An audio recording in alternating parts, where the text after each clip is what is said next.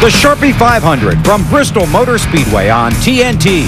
Brought to you by the Home Depot, NASCAR's home improvement warehouse. By Stacker 2, the world's strongest fat burner.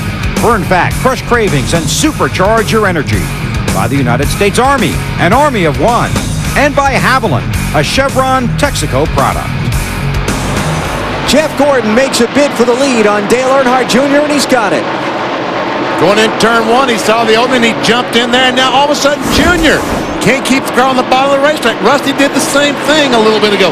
He moved up high, and for the next 2 or 3 laps, he could not keep the car on the bottom. I wonder if they're just picking up some debris up there. That's the only thing I can think of.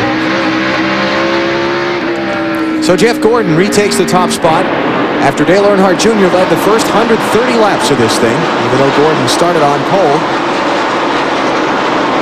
Let's check our Napa Field summary. Oh, a little bit of bump there from Jeff Gordon and Mike Wallace in the 14 car. That's the chrome horn. 5 cautions, nobody out of the race yet. 5 cautions, 2 leaders. And Bobby Labonte goes by Kurt Busch, moves into the 4th position. So it's Jeff Gordon, Dale Earnhardt Jr., Rusty Wallace, Bobby Labonte, Kurt Busch, then Ward Burton, Jimmy Spencer, Matt Kenseth, Ricky Rudd, and Johnny Benson. That's the top 10. Yeah, 135 laps in. These guys up front that have not visited pit road yet, they may have to come in under green pretty soon. And that will hurt. As these guys had pitted earlier, pitted under the caution, so they didn't lose a lap. They didn't lose that much track position. These guys that come in under green, they're going to lose at least 1 lap. 27 laps of caution. Out of the 136 we've run so far, how many more do you think they can stretch that fuel in? Can you see some guys run 170 before they have to pit? I don't know that we can see 170. They probably will. They might try 150 the first stop, maybe even 160, but not. I don't think any more than that. Which is coming fast. Yeah. Marty, what are they saying about the 8 car down there? Well, Dale Jr. is right now a little too loose off, Benny. What we're seeing is that a lot of teams have started tight, and they're getting looser the longer the race goes. That's the opposite of what you would normally expect at a racetrack. But that's what's happening tonight. Dale Jr. too loose off the corners. I just checked with Jeff Clark, his engine tuner. He said they could go to lap 181, BP, and that surprised me. Oh, my goodness gracious alive. Yeah. All right, let's check on 4th and 5th place. Rusty Wallace and Kurt Busch. Bobby Labonte just got around Rusty, picked up the 3rd spot.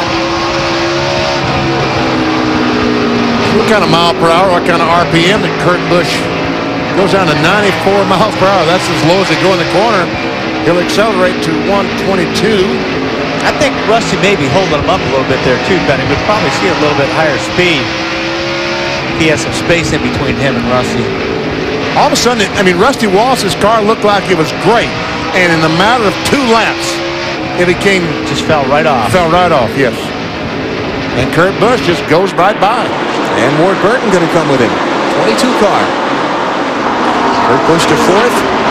Ward to 5th. Rusty back to 6th. 1 car of Steve Park is not on the lead lap there. Let's tell you, the guys a lap down. Scott Wimmer, Michael Waltrip, Ken Schrader, Mike Wallace, Robbie Gordon, Jimmy Johnson, Steve Park, Terry Labonte, Jerry Nadeau, Derek Cope, Huck Strickland, and Dave Blaney. They're all 1 lap down. Lance Hooper is 6 laps down. Brett Bodine is 18 laps down. Elliott Sadler and Todd Bodine are off the racetrack. Many cautions as we had in those opening laps. This has been a surprisingly long green flag run. Here comes Ward. Now, we got Kurt Busch up high in turn 2, BP, so we'll keep an eye on him and see if he falls off, because he was up there pretty high.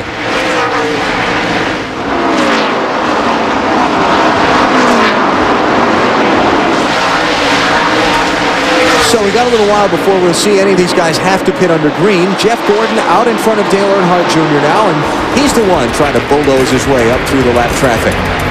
Gordon leads. You're watching NASCAR on TNT.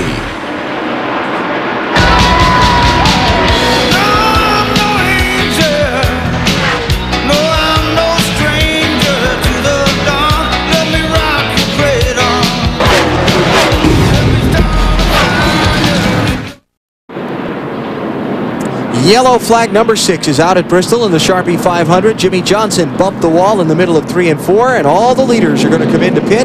This is the backstretch pit road. Jimmy Spencer is in. He was the 8th place car. Dave? He was just a little bit tight, Alan. 4 tire change, wedge adjustment, air pressure adjustment to loosen his car up. Marty? Jeff Gordon and Dale Earnhardt Jr. come down pit road. Gordon is your leader. He started tight. The car came to him. He liked how it felt at the end. It was a little free off of the corner, though. They're going to take 1 round of wedge out of that car. They have never won here at night as Jeff Gordon, and behind him, Dale Earnhardt Jr. The car a little too loose as well for him off of the corner. He said make a very small adjustment, Tony. That was to his crew chief, Tony Urey Sr. Gordon's left side tire is going on. A little trouble in the left front for Gordon, but he will win the race off pit road. Matt? A 4 tire change for Tony Stewart. He climbed up the 9th. He needed a little bit of help on the forward bite. They also made a track bar adjustment to help the tightness in the center of the corner. BP, I'm telling you what, these crew chiefs were debating that backstretch pit road spot all day long before they had to go pick their pit spots yesterday.